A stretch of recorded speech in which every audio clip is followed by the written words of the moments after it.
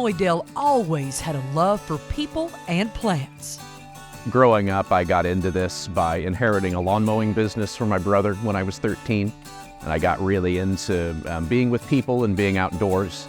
He would find a way to combine those loves during a visit to another university in Missouri, and it would eventually lead him to Oklahoma State University. When I was out there, I visited the Missouri Botanic Garden in St. Louis, and it was sort of at that moment that it all came together for me, that I wanted to work in public gardens.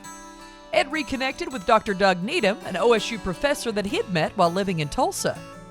Dr. Needham would become a lifelong mentor, colleague, and friend.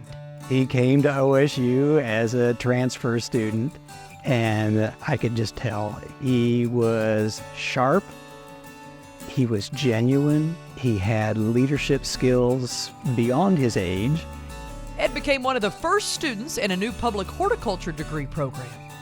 After completing his degree in 2003, Ed was accepted into a prestigious graduate program run jointly by the University of Delaware and Longwood Gardens, a renowned horticultural gem near Philadelphia. He and his wife Erin, who he met at OSU, moved to Pennsylvania.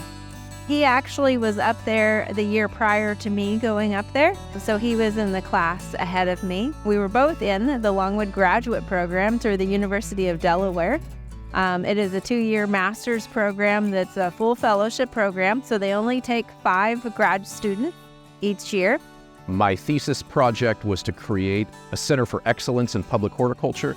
So it was a research, education, and training center dedicated to preparing the next generation of people to work in places like this, or Longwood, or OSU Botanical Garden. And so I completed that project, and we got seed money to start it. And I ran it out of the Philadelphia area for a couple of years. And then, in the most bizarre of coincidences during that time, they actually recruited Doug to be my boss at Longwood. So I arrive on an evening flight into Philly, get to Longwood Gardens, and of course, who's there to welcome me? Ed. In 2007, Ed was offered a position as the interim director for the Moydell Reserve in the state of Washington. Within a year, he was the president and CEO, bringing a fresh perspective to the job. One of the things that prepared me the most professionally for the jobs that I've had was I actually worked my way through college as a Benihana-style hibachi chef. And when I got my last job, they asked if I had any creative fundraising ideas. And totally as a joke, I said, I still have my hat and my knives and my scarf, just buy me a grill and we can do these fundraising dinners. But I don't know any other horticulturist or executive director that would be willing to be a hibachi chef for a fundraiser. And so Ed is pulling out all of his skills. So students, you never know what that high school job might lead to later on down the road.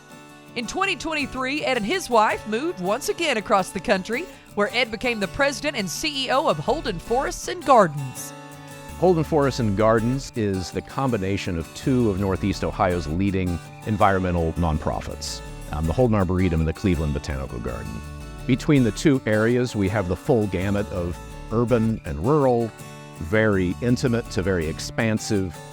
Education is really important. We educate about 50,000 people a year. When you think about OSU agriculture, probably people have a lot of stereotypes. Maybe you think about a wheat farmer or a cattle producer in a certain spot in Oklahoma. But I think Ed's a good example of the possibilities that exist within OSU agriculture. He came here, got a degree in public horticulture, and went off and did great things outside of the state. There is absolutely nothing else that I would do. I feel really lucky to have found a passion in this.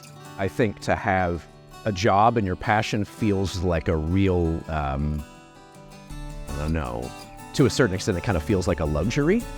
And to have a meaningful career in something where at the end of the day I feel like I've actually done something positive and meaningful for myself and for my family and for the community. I mean, to me, that's like a dream. I didn't know that was possible.